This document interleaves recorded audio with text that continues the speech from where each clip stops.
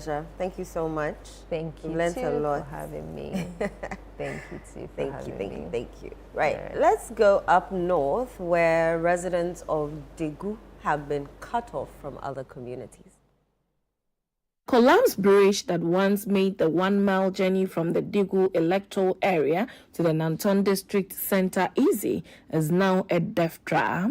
Residents are compelled to use a longer and more difficult route to access healthcare, markets, and schools, a situation that has worsened living conditions, especially for women and children. This bridge got broken somewhere July. But about 1 year now that we're managing it until July this year, that the bridge was finally collapsed. So due to this collapse of the bridge, we are having serious challenges about transportation, because this is the only road that leads us to so many communities, especially to Tampion. This is where we pass to market. This is where we used to do our business and our farm activities. So in the collapse of this bridge, in fact, we are really suffering. Some community members also shared their frustrations about the broken bridge and the struggles it has created. This in there, only they were boy kakra, I empty no, were boy kakra. Acho, Quino, Amobino, or Mr. This in Sweden, in so sa, and son of my Quino. Into a zero, on boy no Quine, and your command. The Domani and Mosogano go galgas at the Talameltama. I do young camel pap fulana. Capato welser young. I say. I saw when I pan at the drunk pap fulana, Ulaka no. The Mosogon yella, drop young bagadia, Kazungo canna. I pan at young Ulaka and Nantima, and so what paga shipton. Responding to the concerns, the District Chief Executive for Nantong, Rosina Zenabo Abdul Rahman, confirmed that her office has received the complaints and forwarded them to the Ministry of Roads and Highways. His Excellency has sent Honorable Minister, his able office, Honorable Sohini, Tamale North MP. He has come to assess and he's now coming back with his tools to come and start work on our roads. So Batangili and other communities prepare to welcome us. This time, the road that leads from Nantonko to Batangili, that side we are going to put very big bridge that can cover up the water so that the water cannot overpower any small bridge that has been put there. In fact, let me say, His Excellency, John Dramani Mahama is back to set Ghana. So the resetting agenda has started.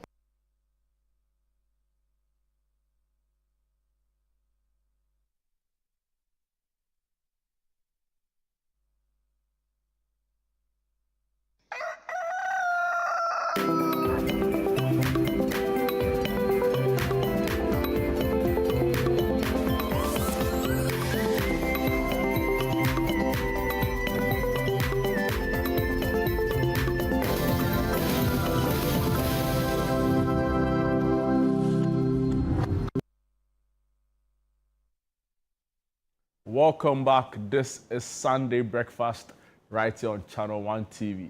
Following that really unfortunate report on the state of the bridge in the community known as Digu in the Nanton area in the northern region. Now we are being told that this is significantly affecting residents there, particularly farmers. Children have to use the bridge to school. Now they have no alternative means of doing that. And generally it's just worsened the living conditions of residents in the area. They've appealed to some members of parliament, they've appealed to the local assembly to come to their aid, but it's been months of neglect, it's been months of, a lack of attention to their concerns, and for them, they are not happy. In the report, you also heard some appeal being made to the member of parliament for the area, and by extension, other members of parliament, within the enclave to take on the issue head on for them, because it's really affecting, a lot of their normal operations or ways of doing things, and for them, it's clearly unsustainable. And you read the story on City Newsroom the day was aired.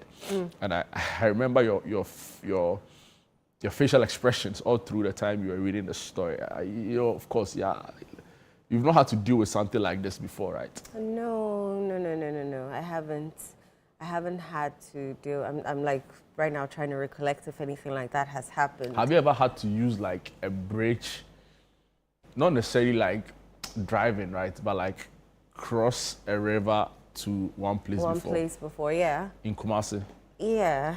But I mean, so where I live, where our house is in Kumasi, South Central, there's a bridge, sort of, that I think it goes over like a huge gutter. I remember at one point it was a bit rickety, and so then that means you have to go and take the longer route, which is very annoying and inconveniencing. But yeah, you know, this is clearly fixed. It's clearly a death trap. Even the makeshift bridge that's been done, wow, still for me doesn't look well done, right? It kind of reminds you of when Akusiaotre went to a particular school to file a story, similar situation, to cross from one side, right here in the Greater Accra region, cross from one side to the other. They'd have to literally step into the gutter because the bridge was broken. And I don't know if you remember, but one of the students had to pick his brother or a younger student, help him down into the gutter, cross, climb up. I remember that story. I've just forgotten the locality. Yeah, same thing. I've forgotten the locality. But even me, I have similar experiences because I remember doing a story on the Dodowa Afienya stretch, you know, and to properly capture the experiences of drivers, I went there in the morning and I went there in the night. Now, using the alternative route, I came across a bridge that was significantly rusted. And the bridge was like a track away from collapse. But, you know, cars were passing on it like normally. Riders were using their motors on it, and pedestrians were walking on it as though it's like in proper condition. And I'm like, no. So it actually even became the center of my story.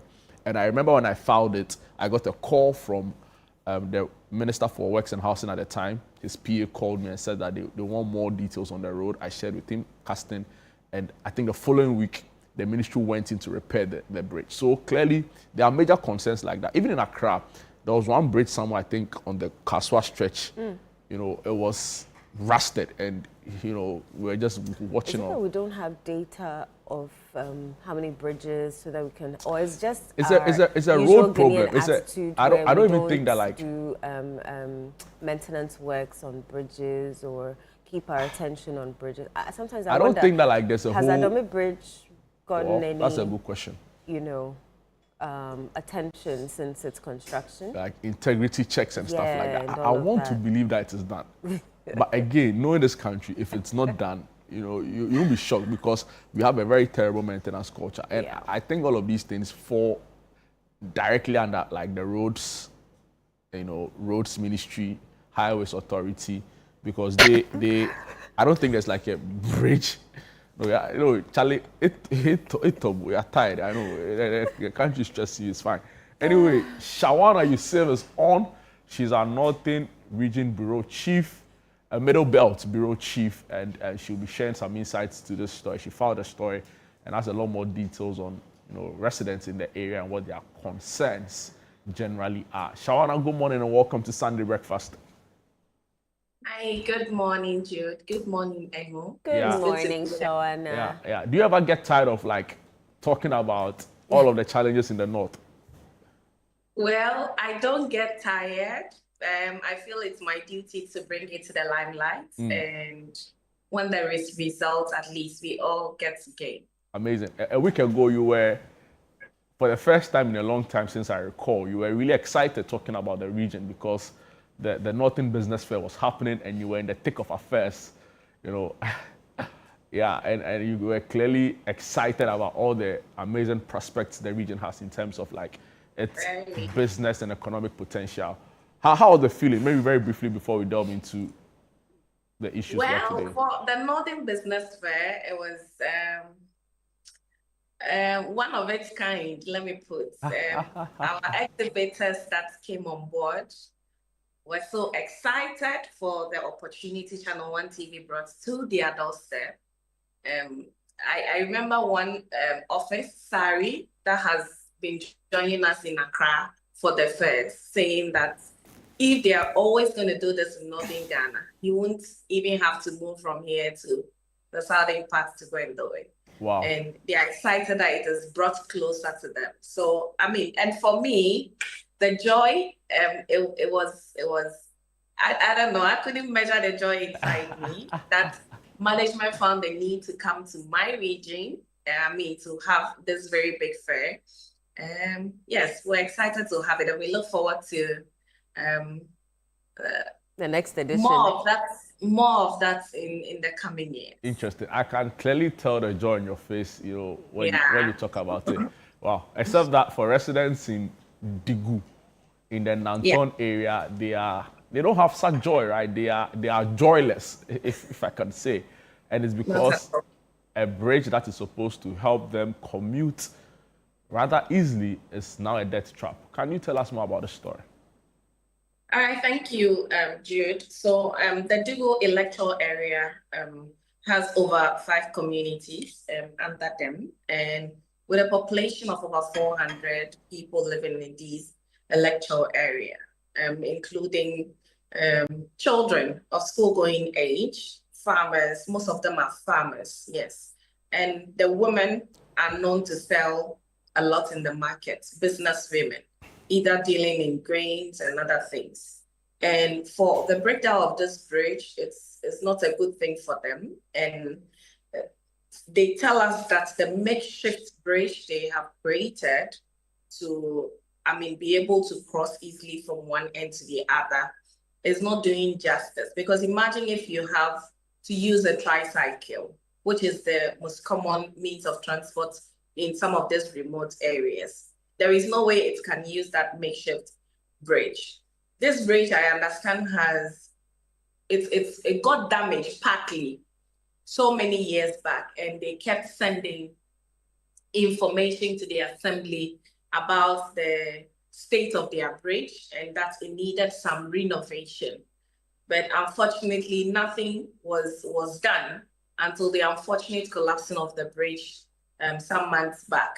And now it is a hell of a thing. This bridge links them easily to the district capital. But now that it is broken down, it is a major challenge for almost everybody in the community. Let me start with school children.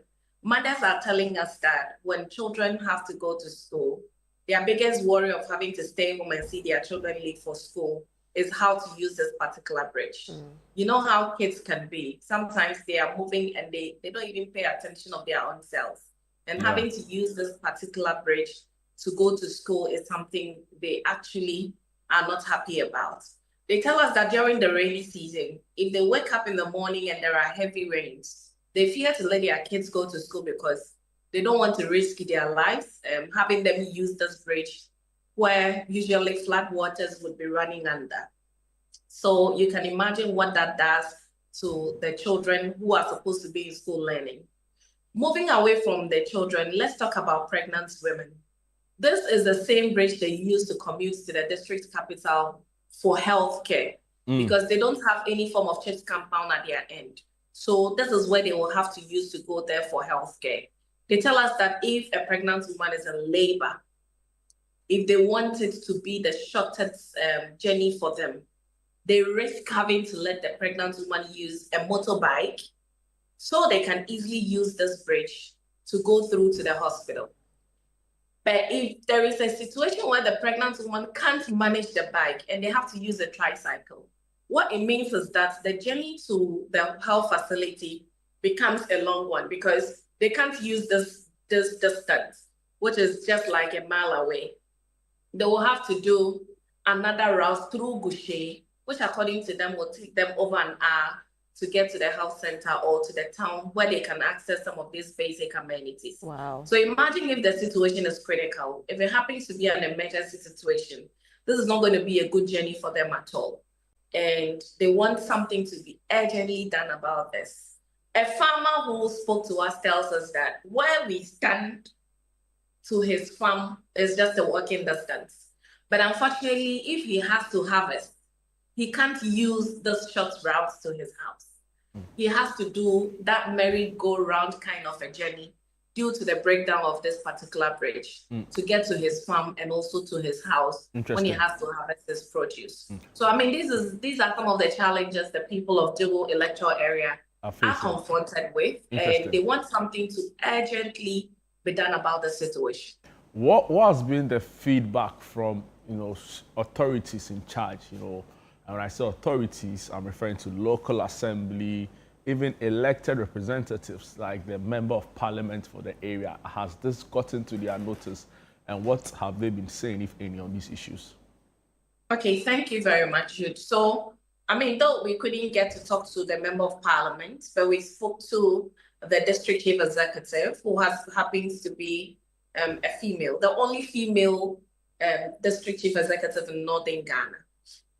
She tells us that she has taken up this concern to the ministry to seek for some attention to be given to the bridge situation and by far the road network in the area.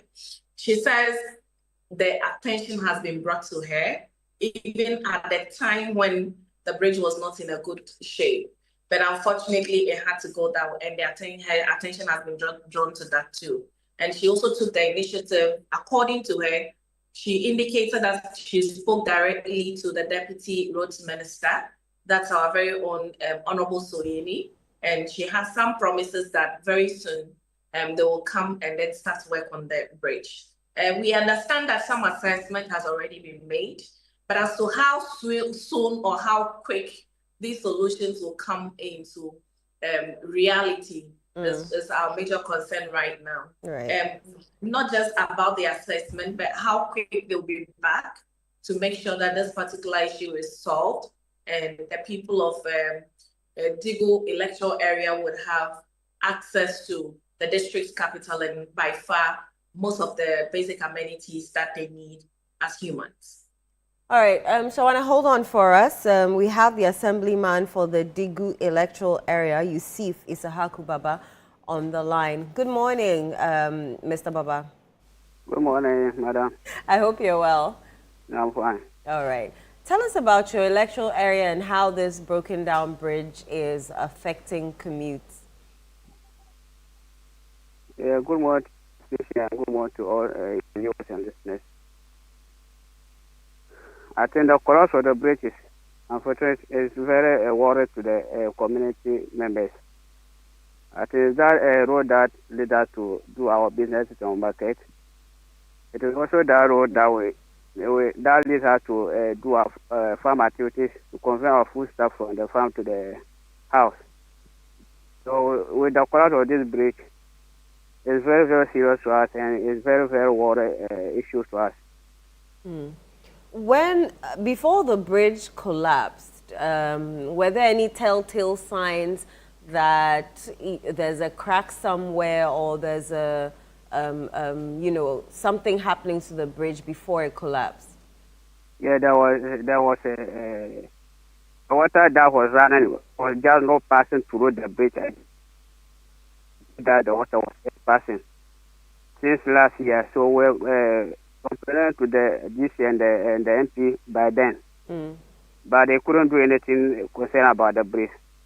So it is this year that with the heavy rainfall of the bridge, that lead to the breakdown, the complete collapse of that bridge.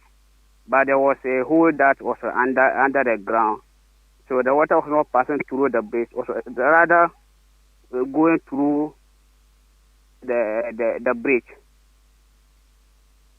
Because there was not any a solution to that one, that led to the collapse of this bridge. All right. Mr. Baba, tell me about this makeshift bridge that your people are using now. Did it exist before the concrete bridge was constructed, or did your people do that bridge after the collapse of the concrete bridge? This one, where we are now, after when the bridge was collapsed, that we complain to the MP that he give us support us from little money to do some diversion so that we can be managing until maybe the rain over. So this the one that you see that we are part of, it is. Please say that again. It is. That one we just do it when the bridge. Kindly reposition yourself. We're struggling a bit to hear you, but let's. Pardon, say that again. Hello? Can you hear me? Yes, I can hear you now. Yeah. Let's talk about how this bridge is affecting your community. You said you use it for your farms and for commuting. Tell me how it has affected residents. I'm sure you've had an earful of complaints. Yes, for that one is very, very, very, very worrisome because is that is the only one road that leads us to the district capital and then the other communities. I think this bridge is where the students pass to go to have their education. Then this is where the pregnant women also have pass to have their antenatal care. And so when in the maybe if a pregnant woman is going to deliver, it takes you long distance before you can reach where the clinic, because you have to pass through other communities before you can get to Digu to have access to the clinic. Because this is the easy way now. Because this bridge has been collapsed, when it's that maybe the land, you have to take long road before you can get to Digu.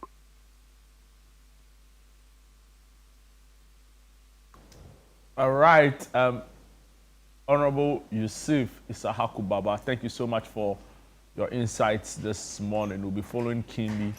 Actually, Elo has a question for you. Mr. Baba, before you go, though, I wanted to find out from you.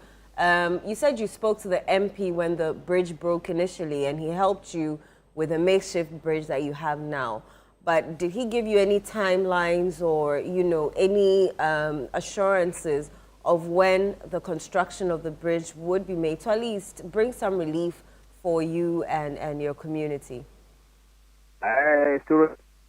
Even the MP himself, he came and saw it. I write a letter to and so all what they are both are saying that we should wait when the rain is over. I think the rain just stopped this about 2 weeks now. Okay. I cannot hear anything. The people will face when it's over. So we are still waiting. We are still going to monitor them to see whether by the end of this or next month there will be any on the road. Thank you so much for speaking to us, sir. Yusuf Isahaku Baba is Assemblyman for the Digu electoral area. Yeah. I mean, it's unfortunate, like we said, it's unfathomable that, people have to go through this kind of ordeal, to just, like, what's their crime? They're Ghanaians, But I bet you, if we have to fix this to secure a vote, it'll be done overnight.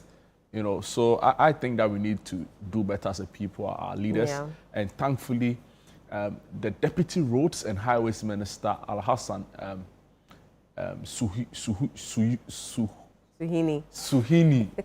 my man, he's from the area. He understands these issues clearly. Yeah. He's Deputy Roads Minister. He understands the enormity of the tax ahead.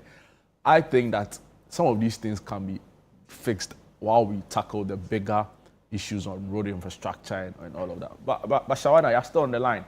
I know that the Northern region boasts of some of the finest in the country's political landscape now, particularly in this government. A lot of the senior cabinet officials are in and from the region, right? So the education minister, of course, may so rest in peace, the former environment minister, actually used to be member of parliament for Nanton before he crossed over to Tamale Central.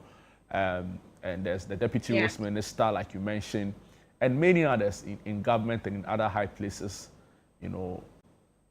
What, like, are they minded about the general infrastructure deficit and development challenges in the area? You know, when you talk to them, do you get a sense that they appreciate the enormity of the work to be done in the region? Well, so from my encounters with them as a media person, I see that they are passionate about what is happening in the region, and they equally have the passion to want to help to make things better. I mean, most of these great minds you are talking about who are currently in government have equally been in opposition for so many years. And what the people of Northern Ghana are expecting is that now that their government is in power and they equally occupy very great positions in power, and they are looking forward to some change in the way things are done, most especially development-wise. They are looking forward to enhance infrastructure so far as the issues of development is concerned, and most especially in remote areas. If you come to northern region, forget about Tamale and just, walk outskirts. Anywhere you find yourself, be it to the north, to the east, to the west, wherever you find yourself, just try and go a bit remote and see something for yourself. It looks like Tamale, as it stands, kind of covers some of the developmental deficits that we have in most of the districts. And we are hoping that as they are in government and in power and in authority also, they will use that chance to ensure that Northern Ghana develops in every little way they can. As we have the roads minister coming from here, we are looking forward to more roads. We are looking forward to more bridges and all that comes along with the development of the roads.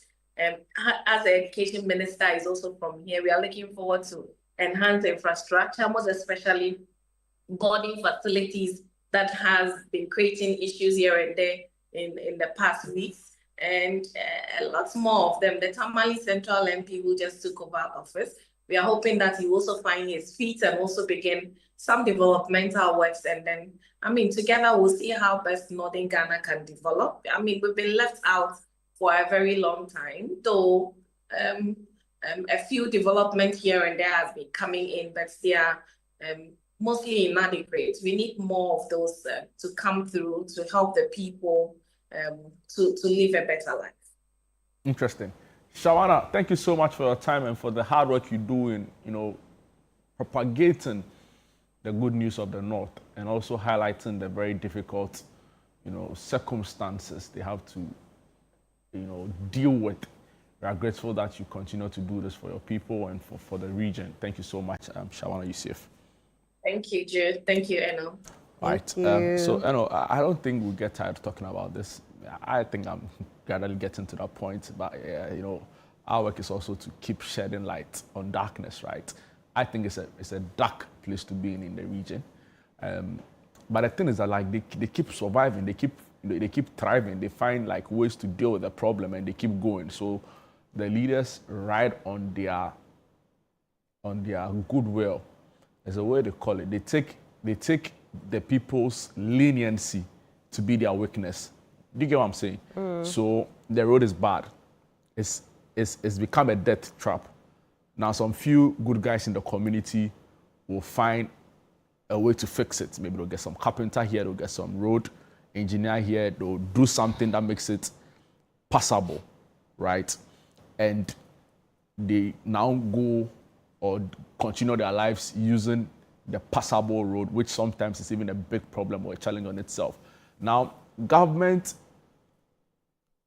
what the governments do is that they take that goodwill for granted. They take that leniency on the part of the people for granted to say, oh, they're okay.